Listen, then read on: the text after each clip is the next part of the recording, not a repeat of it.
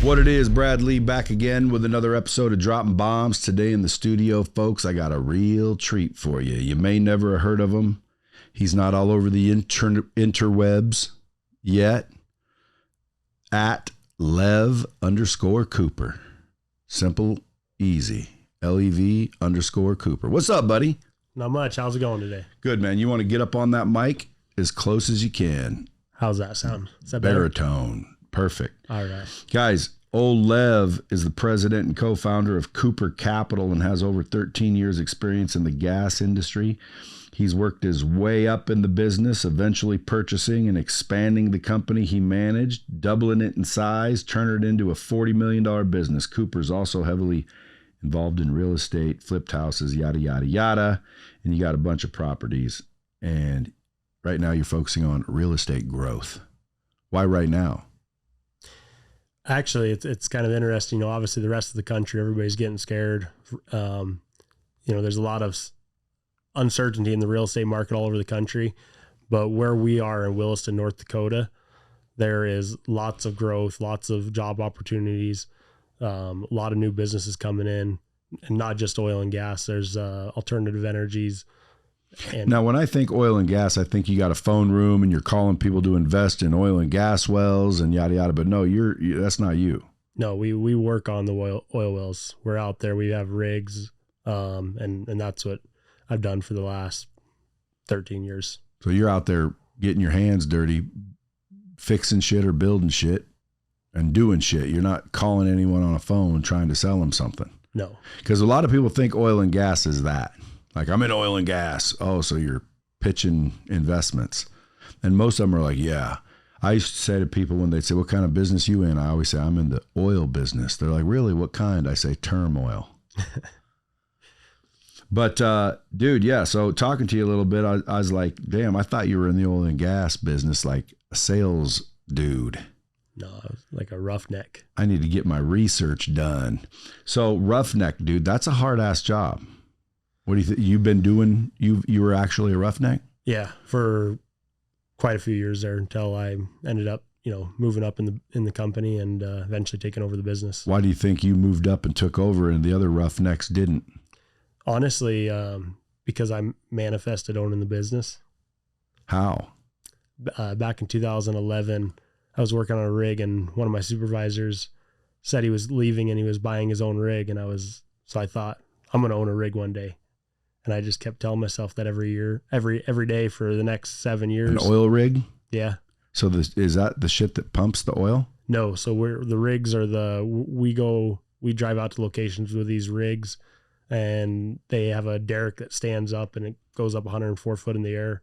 And then we guy it out with cables and we pull everything out of the ground. So, and the roughnecks are the ones connecting the tubes and jamming it farther down in the hole? Yeah. And vice versa, pulling it out? Pulling out, running it in. Now, that's a dangerous job, no? Oh, yeah. So, have you ever seen injury or been injured? Well, I still have all 10 of my fingers, but I've seen a lot of people get hurt, lose fingers, a lot of that. Why? It's just a dangerous job. There's a lot of metal moving parts, easy to catch yourself between metal and metal, and it's definitely... How'd you manage?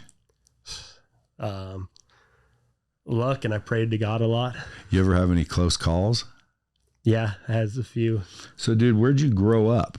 So I grew up in northeastern Washington State in the mountains. How'd you end up in North Carolina? Or North Dakota. North Dakota. Well, I went to school to be a diesel mechanic and ended up getting a job down in Houston, Texas first. Okay, so let's go back a little bit. You're in Washington. How old are you? At what point? Well, I mean, you decided to be a diesel mechanic. Oh, yeah. So when I graduated high school, 18 years old. Did a job fair convince you? Why a diesel mechanic? Me and a couple of my buddies decided to go to Wyotech. It sounded like a good career. They told us, you have a good chance of making $100,000 a year if you go here. I wasn't an all-star at school, so I working on things. So it looked like a good route. So you were just trying to make money. Yeah. getting out of school saying, man, what can I do? And someone convinced you, hey, do this. Yeah. You can make yourself 100 G's. Millions of dollars later, what do you think now? Honestly, should people follow the same path? I think it's just they should follow their path, whatever's calling them inside. Hey, good one. Good answer. Yeah. But that path there, did it lead you to the millions? Or I mean, obviously your journey did. My question is more, did you use that degree that's still why you're here? Is that degree why you're here? It's part of the process. So having a mechanical background was super helpful for me on the rigs. So I was able to excel further by being able to work on my own equipment and all that. So it definitely helped the process. I mean, obviously I didn't know it back then. One of the reasons I even decided to change from being a diesel mechanic to working on the rigs was because I was thinking about it and I'm like, man, there's not a whole lot of opportunity for me as a mechanic. Like, how far can I go? I can own a shop and work on stuff. Like, and then as soon as I started on the rigs, I realized that there was all these different paths of opportunity. That's what got me excited about it. So you're 18 years old. You go off to the school. What'd that take, a year? 9 months. Okay, so basically a year. Yeah. So now you're 19 in Washington with this degree, and you said, okay, I got to go get a job. So you went to Houston. Well, my first 3 summers, and this is in between even the schooling, working in Houston, but those first 3 summers out of high school actually was a wild end firefighter. And I just found out that you were as well, but apparently I wish I would have read your book 20 years ago, because it took me a lot longer to not work so damn hard. Yeah. Well, did you ever have to start out with the piss bag? Oh yeah. As soon as you started talking about it, I remember, and it was the same damn thing, climbing a hill because they couldn't get the trucks up there. And dude, I realized real quick when they wanted me to have poison oak that this is bullshit. Like, are you kidding me? You want me to traipse up and down the mountain, bust my ass all day long, get poison oak with full knowledge just in exchange for your fucking money? And it wasn't that much. Yeah. I mean, it's a good job. Everyone said, a real job. That's why my brand's Real, because everybody kept telling me to get a real job. So now all my companies I name Real. That's a real company. We're making real money. Good job. But so I'm just trying to create a timeline. Young kid, graduate, boom, get your mechanics certificate, and you say, I got to go start fixing diesels. So did you land a job fixing diesels? Yeah. So my first job I got was down in Houston, Texas. It was for a seismograph company. And you're 19. Yeah, 19 so years old. So you told mom and dad, I'm leaving. Yeah. And you were ready to roll. Oh yeah. But you don't know anybody in Houston. No. Okay, so you show up. Yeah, sounded like a great job. It was like 6 weeks on, 3 weeks off. So I got a rotation. They were talking about there was going to be these jobs all over the world that I was going to get to go to. And this is 2008, 2009, and everything kind of started to tank. So I ended up not getting past Houston. I worked there for like 6 months and then got laid off and ended up going back to Washington State. So how'd you end up in North Dakota? So that same company I was working for in Houston, a year later, after I did a bunch of little jobs in Washington again, I worked in a bakery for a few months. So you got no money per se. Oh no. You're just working for a wage. Oh yeah. But yeah, I worked in a bakery for a couple months, went back firefighting for a couple months, and then got a job working at a crane company that my uncle was the CFO of as a diesel mechanic. And I did that for the next year. And that entire year, that company I worked for in Houston, they would call me every so often and be like, hey, we got a job here and here. And every one of those jobs fell through. And then finally they called me and said, hey, we got a job in North Dakota. You interested in going? It's middle of winter time. And I'm like, yeah, let's go. All excited and no idea what I was about to get into. So you show up, boom. How are you getting into where you're at now though? So I show up, well, for one, it's like 30 below and I'm like, what the hell am I doing here? Felt like I made a super major mistake. Not only did I actually take a pay cut from the job I was at in Washington, come out there. Does everybody know each other out in those small ass towns? Yeah, for the most part. I know someone named Jordan Kelly. You know Jordan Kelly? I mean, I probably know somebody that knows him though. Okay, keep going. I'm just fucking with you. Yeah. But yeah, no, I just was working at this company for a few months. And then somebody told me that, Halliburton pays more money. So I went and worked for Halliburton for a little bit. Ooh, the Halliburton? The Halliburton. Was a mechanic for them. And I just hated it. I hated the job. It was like just sick of it all. And then that's when I met these guys that told me, hey, you should come, you want to make the big bucks, come work on oil rigs. And every one of these guys were, just stocked, and probably most of them were on steroids.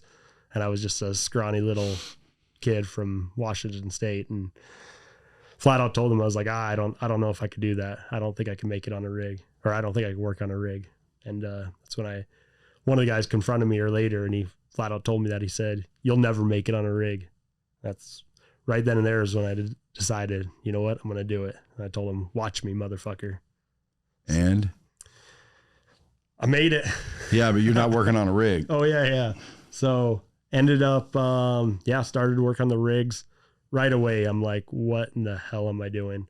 I just threw away this career, just threw away my $30,000 diploma I got to be a diesel mechanic at Wyotech, doing this job that, I mean, you don't have to have a high school diploma for. People are getting out of prison and getting these jobs. It's definitely a rough job all the way around. But there was a few factors that just kept me pushing forward. For one, I wasn't going to let somebody else dictate my life and tell me that I couldn't make it. And another one, I had just met my wife a few months previously, and her dad had been in the oil field for, I think, 40 plus years. Roughnecking? Oh yeah. So he's a badass. Yeah. So I was. That's what I like about roughneckers, dude. They're like freaking all cool, tough, fucking, But what I don't understand in their minds is why not do what you're doing. In other words, why do the work? Because the people doing the work are usually paid by the people making the money. So like, why don't you want to make the money? Well, I'm making money. Yeah, but you're not making real money, because the money you're getting to do the work is obviously not as much as someone's getting paid to have the work done. Right? Yeah. That's what I always thought. Yeah. Like, if you're willing to give me $10 an hour, how much an hour are you making? How come I can't get in that position? So I just naturally, like, I'm willing to do the work to make the money, but while I'm making the money, I'm thinking, well, how do I rise up? And so did you, but how come you think most people in the oil business or the fishing industry or any, labor job, they don't figure that out? They just keep doing the labor every summer. It's just a mindset. I mean, figuring out a mindset. And I think for me, since a young child, I've always wanted to be successful. And we grew up poor. But don't you think every child wants to be?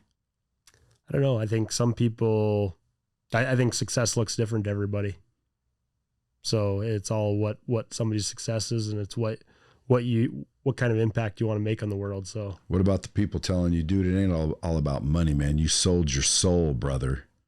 You sold your soul. You're a sellout. I always say it's really hard to help a lot of people with no money. That's the truth. That is the truth, Lev. Why the word Lev? Is it Levi? So my parents are hippies, and actually, well, let me go back. Lev isn't the hippie part. My middle name is the hippie part, but what is it? Moonchild? No. So my middle name is Light Rock, which is just because my parents are hippies, I'm guessing. But Lev means heart in Hebrew. Are they Jewish? So my mother's Jewish. Yeah. That's where Lev comes from. Yeah.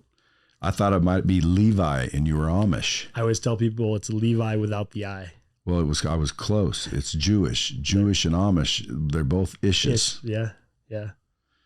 But all right. So how I figured out that. So what I want to know about you, because what I like to do with the listeners is there's listeners right now identifying with where you were. And I want to talk to them or share with them what'd you do to get where you are? Because if someone is where you were, and then they do what you did, they'll likely get what you got. Would you agree? Yeah. A lot of people don't understand how simple it is. So I'm trying to like paint the picture for someone listening to this going, dude, that's where I'm at right now. I'm in that small town. I just graduated diesel school. Like, and then let's accelerate their ability to cut it short and get there quicker. So what would you say to that person listening? Like if they're in that situation? It all comes down to following your vision. So I have, for me, I always, like I said, I knew I wanted something greater in life. And it's just being persistent and keep pushing towards that goal, that vision. And, I mean, obviously looking back, it's always hindsight, but I've had a ton of people over the years that told me, oh, you just got lucky. You know, you're just the right place, the right time. You're working for this company that, you know, the owner sold business to you. But to me, I spent years thinking about this, manifesting it before I knew what that was, and just really focusing on like, one day I'm going to be here. This is what I'm going to have one day. And I mean, so do you have a bunch of partners in my business? No, I had a business partner when we first bought the business. It was actually, it was my sales manager. And I asked him if he would be my business partner because I knew sales was important for business. And I knew I didn't feel like I was a salesperson at the time. So, at the time? What about now? Oh, now I'm a salesperson. I gotta be. Well, I've never met anybody successful that isn't. Like I've never met one person that's financially successful, I should say, that isn't a salesperson of sort. And it's funny because a lot of people fight being salesmen. Oh, I hate salesmen. I hate those guys. Well, you are one. Even if you haven't started yet, you are one. You're selling yourself short. That's a salesman, isn't it? Oh, yeah. You're selling yourself on the fact that you can't do it, right? Isn't that selling? It was an expensive mistake, but it was worth it. Yeah. So all right. So now you take over this company. The owner before, you must have worked with them. So it was a lady that she started the business for her grandson, and there was just a bunch of issues had come up and a lot of things going on in the business or with him personally. And then she had other managers in place. There was actually, I think, 3 or 4 other managers between her grandson and me, and every single one of them embezzled, stole from her somehow. Screwed her. And there's old honest Lev. I just wanted to see the business do well. And I think there was probably a little bit of selfishness in my mind, but I was thinking more like, man, I know she doesn't want to run this business forever. Maybe if I can help her make it do well, that she'll pay me out just a little bit of the portion when she sells the business, and it'll be enough for me to go buy that one rig. But that's not what happened. That's not what happened. You talked her into selling the whole business to you.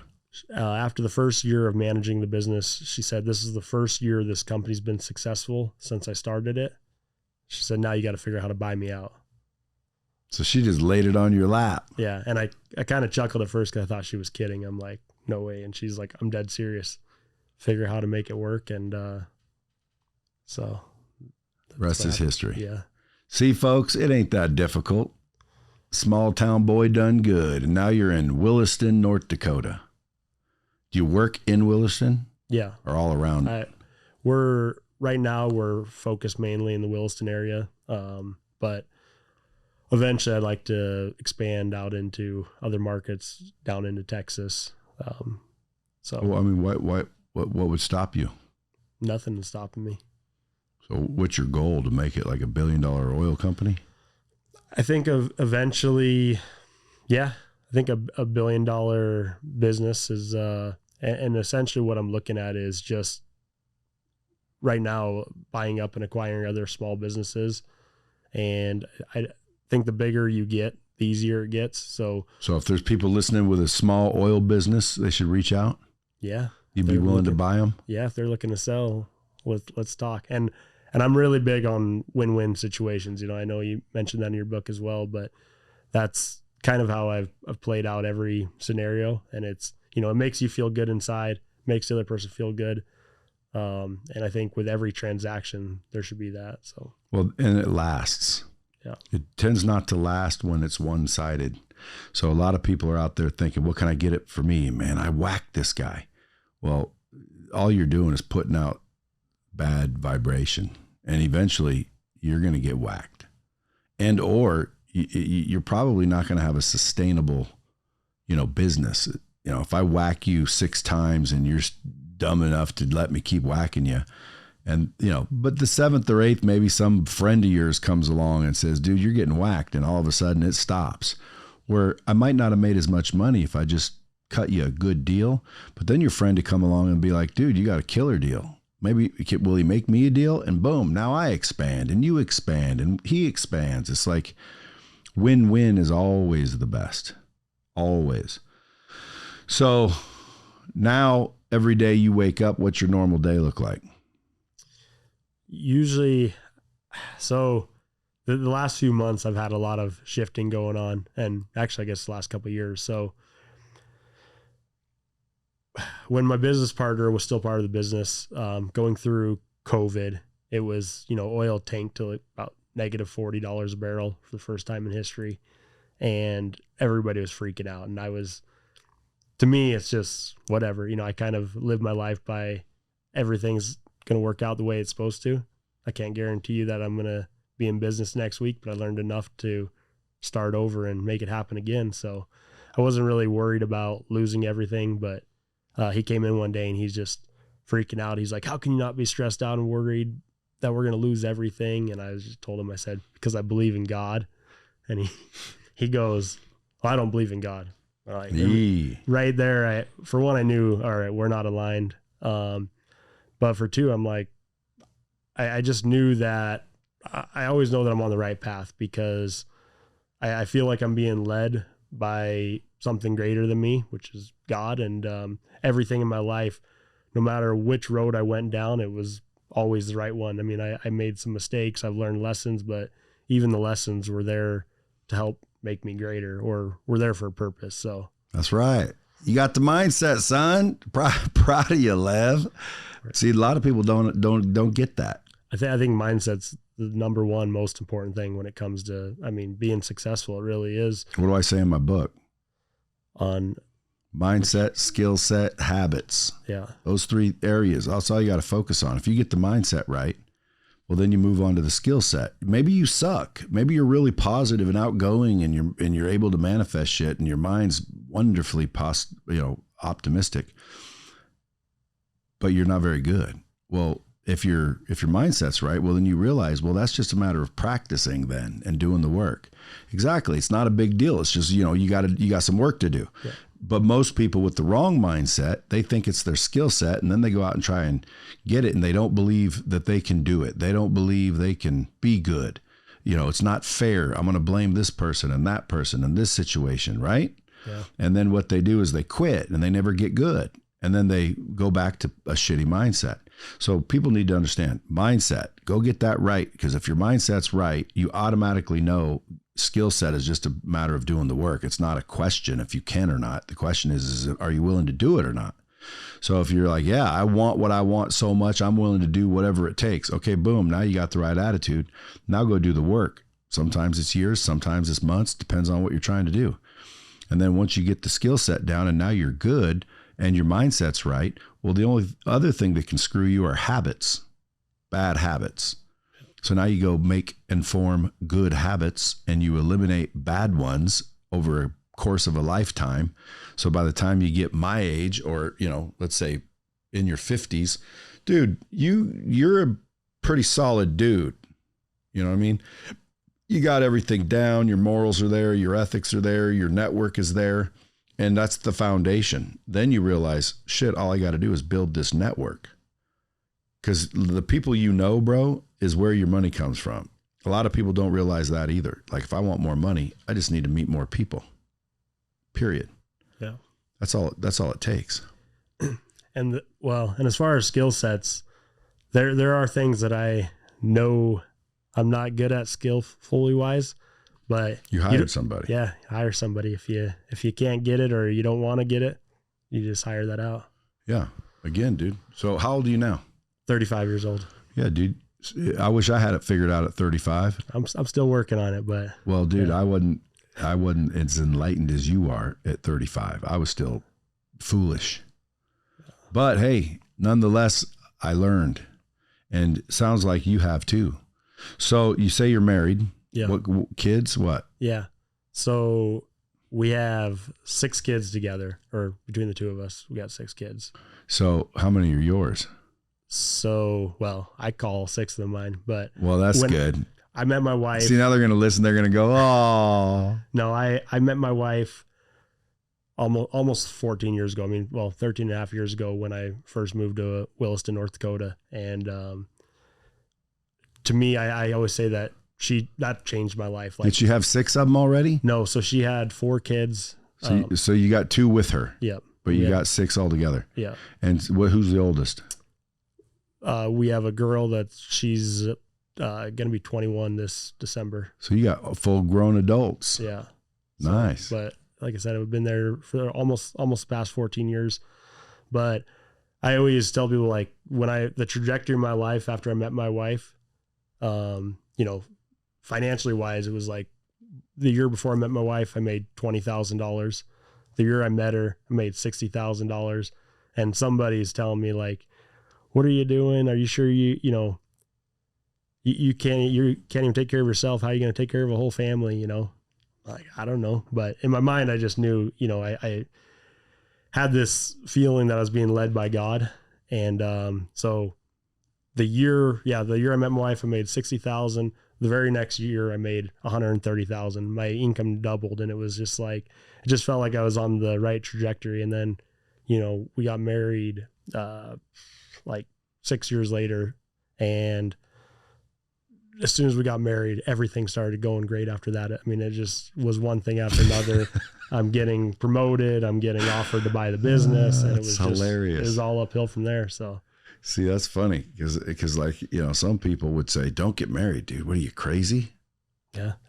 To me, I've like I said, I've always just followed God. I feel like I just have that feeling inside me, and I mean, every scary major decision I was going at, I would just pray to God and ask God for guidance. And sometimes I felt like, what in the hell am I doing? Like, this seems way out of whack.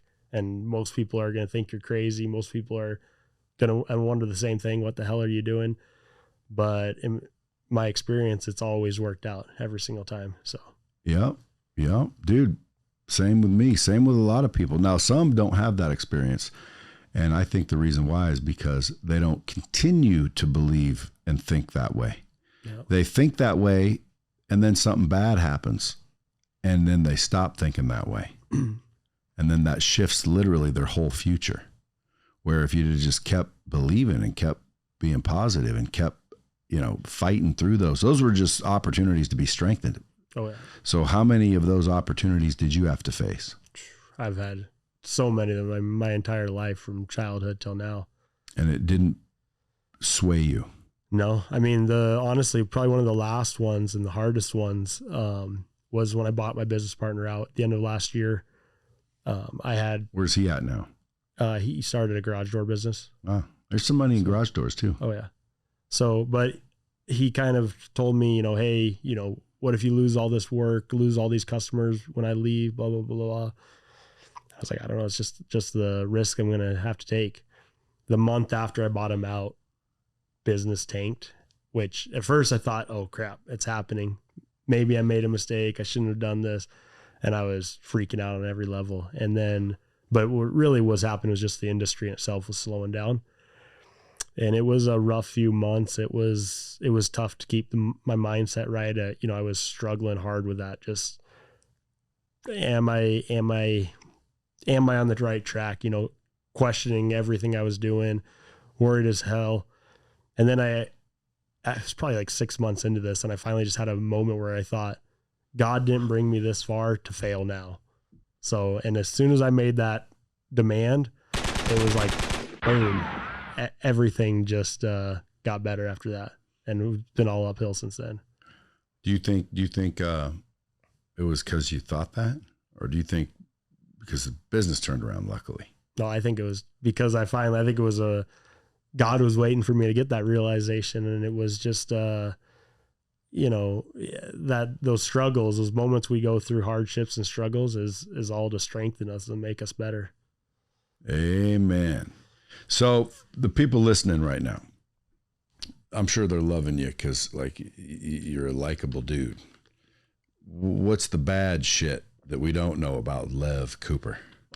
The bad shit. Yeah.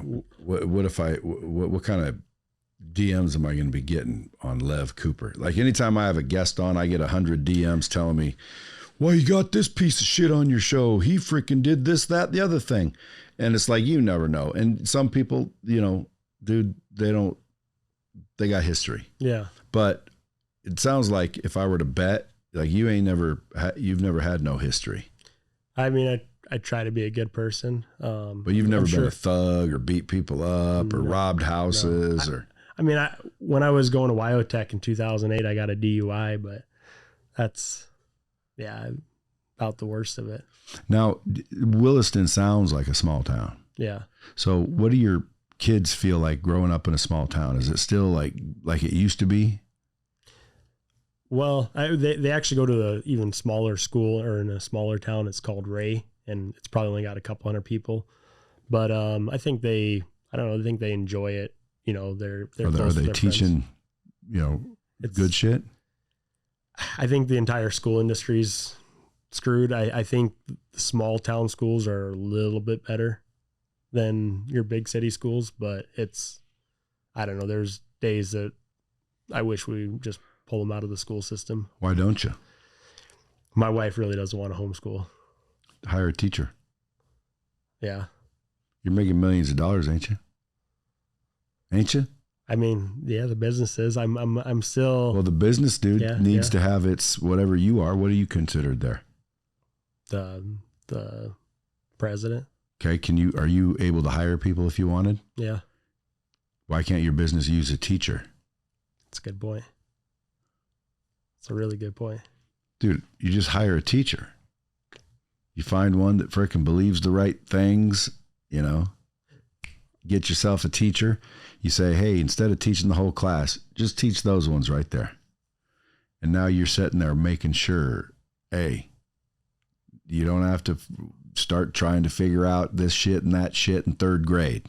Yeah. Like, dude, they're teaching kids nowadays some crazy shit. Like trying to figure out, letting them know about, gay and all this. Like, why? I didn't learn any of that as a kid. Yeah. Like, why are we teaching our children that? That is wild. It's pretty scary. And they're doing it out in the middle of nowhere too. Because when I think in Dakota, dude, I think of North Dakota as just fields and fields. Like you got to drive miles to see other people. Oh yeah. That's about how it is. It actually, the kids were talking about how supposedly they were talking about putting a litter box in the bathrooms for kids. So, I think unfortunately it's made it out to the small towns too. Well, I keep hearing that, but I've never seen an actual school with a litter box in the bathroom. I thought the kids were, I was like, no, there's no way that's true. There's no way that's true. Yeah. Like if we are putting litter boxes because kids believe that they're cats, like, dude, that kid needs a counselor, not a freaking litter box. I agree. And if anyone says that's not true, Brad, dude, we are living in some messed up freaking times. And not only that, but who's the leadership of these schools? Who is deciding that this is, dude, I understand. Hey, the person has an internal feeling that they're female, say a transgender kid or something. Okay. You shouldn't be mean to that person. I agree. You shouldn't bully that person. You shouldn't make them feel like anything. I agree. But to say, like, let me put a litter box in the bathroom. Well, that's a whole nother level of stupidity. Like, what are you talking about? That means the kid needs some counseling. Yeah. You're giving in to mental illnesses rather than trying to help them. Yeah. You really believe that it's okay to let a kid believe that they're a cat? Come on. Nobody believes that. That's a rumor. That's an internet lie. Yeah. Anybody out there listening, if you know for a fact that this is true, hit me up in the comments, hit me up in the DMs. So Lev, what is your goal? Like, how can the Bomb Squad help you? Really, I just want to continue building my business, building my real estate portfolio on the side. And the idea of the real estate portfolio is really to help, myself have somewhere to invest money, but also invest others in my industry, or, people that are looking for places to put their money and help it grow. So how much you make in return? What's that? What are you making on your own investments? So the investments I've done the last couple of years, 4 years ago is when I first started investing in real estate. And first we started doing some single family homes. And after reading Rich Dad, Poor Dad, and I realized that it was really hard to scale. So I started following Grant Cardone and learning about multifamily investing, and really got into that. I invested with a few people, and those deals that I invested with other people aren't making any money, but it's not losing money. Yeah, it's sitting there. It's, I'm not too concerned about it. I know what happened with the market. You know where the building is? Yeah. See, that's why I like real estate. It doesn't disappear. It's right there. Oh, yeah. You might screw up and lose a little bit of money, but if you hold it and just deal with your mistake, it'll correct itself. Real estate's never went down over a long period of time. Yeah. Like it might drop, and then guess what? 5 years later, it's back up and beyond where it was. Absolutely. So it's a matter of being able to hold the real estate. Yeah. So you're looking for real estate deals? What are you looking for? How can the Bomb Squad help you? Well, so in the last year and a half, I've bought 3 properties in Williston, North Dakota. And last year we bought some downtown mixed use buildings that had both apartments and retail space in the bottom. And we ended up buying a 48 unit apartment complex last fall. Both of those buildings have doubled in value. The apartment complex has been doing an 11% annualized cash on cash return this past year. And then this summer we just closed on a $5 million industrial building that is, it'll start doing about 9% cash on cash right away. But so what do you want people to do? Invest with you? If sell you deals? I mean, all of them. If it's, I don't really want to say sell me deals, because then everybody in the world's got a deal, right? Everybody's got some deal in their backyard, this, that, and the other. I mean, I like to be able to see the deal, understand the market. But I mean, I am always looking at real estate to buy, and we all are always looking for investors as well to invest with us. Who's us? So, I say us, my real estate team, which at the moment is just me. I have partnered up with a few other people on some deals, but I don't know. I guess my team is, I haven't fully fortified the team yet. So if I'm listening to this, maybe I should wait. That's, I think, yeah. Maybe I should wait for you to formalize a little better. I'm in the process of formalizing. Yeah. But you're making money yourself. Yeah. So I guess. So you're not necessarily raising investment. You're trying to say, yeah, like, I'm making money in real estate, and I'm, I'd entertain, bringing on money. Yeah. I at the time, that was my biggest thing, is I wanted to prove myself before I just started. I seen so many people that went out and started raising money on deals, and that were losing money badly here the last couple of years. And it was people that were just getting greedy, trying to buy deals that didn't work, but they were going to get an acquisition fee. So they were trying to squeeze deals at, 3% cap rates. And, for a while there, I was worried that I was missing out, maybe because I wasn't buying deals. But then when I seen the deals that people were doing, and I seen the outcome of them a few years later, I was definitely glad I waited it out. So what advice would you give if people are sitting there right now doing the same thing you were doing?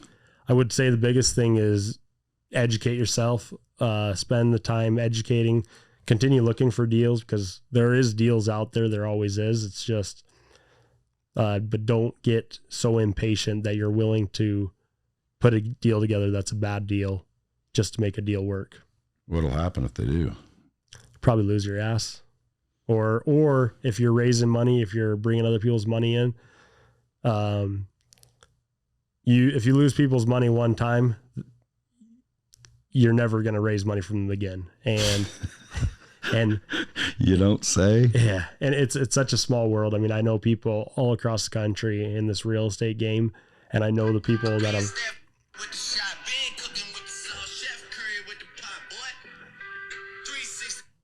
Give you a little social media love. Shit, yeah. So what were you saying? The music freaking screwed it up. All good. So I've seen people that have done bad deals, and I mean, it's such a small community that everybody knows who lost money in their deals, and it's just. Yeah, so what's the advice? Don't lose money? Don't lose money. Well, obviously. How do you keep from losing money? Education. Education and. Where'd you get yours? In the real estate? Grant, and I mean, just every book and anything I could, mostly Grant though. I mean, I spent the past 3.5 years working with him in the real estate community. Teach you good shit? Yeah. I mean, I think I learned some pretty good stuff. I'm also in another, it's a smaller group that's a capital raising group out of Houston, Texas. And just a different set of skills I've learned there. Yeah, dude, I regret not learning everything I could have from Grant when I was hanging around him every day, because he was definitely big into multifamily. But now I'm getting into it, and I'm meeting a lot of people, and I'm starting to realize, like, damn, dude, I should have been freaking doing it with Grant this whole time, because the real estate game is the game to be in. Oh, yeah. You know, I'm putting on an event downstairs October 18th and 19th. This will probably air after that, but no. Shit, what is today? 7th? 7th. Yeah, so I'm getting into it because, dude, people can make a lot of money in real estate, and there's so many ways to make money. It's unbelievable. Even if you don't have money, I've always thought to myself, that's bullshit. But no, dude, there are ways that you come in broke, just interested and willing to work, and you start learning, and then you start implementing, and the next thing you know, you're like, dude, I know plenty of people that came broke and they're actual millionaires right now, all from real estate. Yeah. They live for themselves. They don't have a boss. They're not stuck to 100 Zoom calls a day. They're freaking in real estate, bro, for real. And they came broke. I watched them. Yeah. What are you doing? Oh, I'm getting into real estate. I got to do something. And I'm saying, good luck. I don't really think too much about it because I got a million things going on. I don't have time for real estate, but I say, good luck. And then you see them a year later, 2 years later, dude, they're freaking, it's rolling. Good times, bad times, good, oh, the market now is down. I know people making money in the market when the market was down. The market's about to shoot right back up too. I think right now, if you're looking to get into real estate, I mean, this is the best time ever because it's such a opportune moment because it's been so rough the last couple of years. I mean, this is the since time. You're not teaching real estate, because most people think, oh, here it comes. He teaches real estate. You don't teach it, but I'm starting to. So folks, if you want to get in the real estate game, DM me the word boot camp. Just hit me up, boot camp. That'll tell my team, dude, this guy wants to learn how to make huge money selling real estate.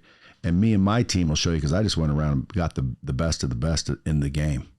And we've got some unbelievable processes, strategies, resources. Like, dude, you should freaking go get a casino to give you a room for another week and come do it. Even if you've been doing it as long as you have.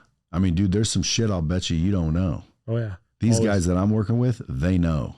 They make millions and millions and millions of dollars in real estate. Yeah. I think the key is to always continue your education. I mean, there's no such thing as knowing it all. Yeah. Well, again, most people think the word boot camp means beginner. Well, yeah, if you're a beginner, you should be at the boot camp. But dude, there's people coming that are 5 years into it, but they can't seem to scale past $1 million a year. Well, dude, that's because there's a process, there's a system, there's a resource you don't have. There's something you don't know. Otherwise you would be. What do you think your portfolio is worth already? On the equity side or assets under management? Assets. I've got close to just the real estate side, about $10 million. See, in freaking how many years? 4?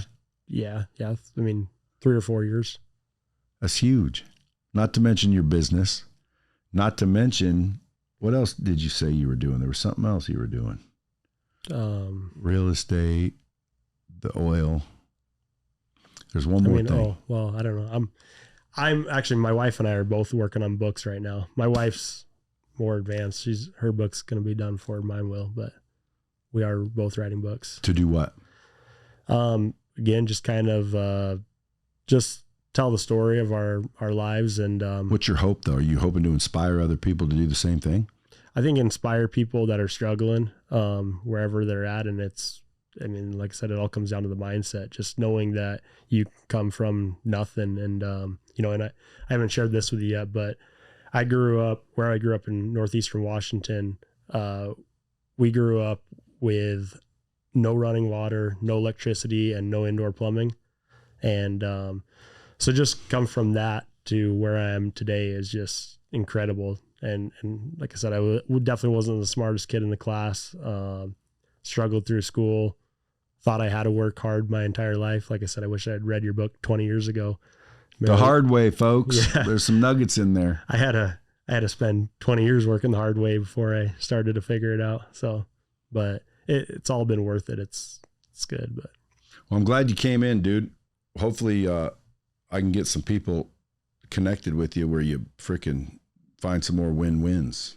Absolutely. I'm going to give you my cell phone when we get off this. We can, maybe I'll do some investing with you.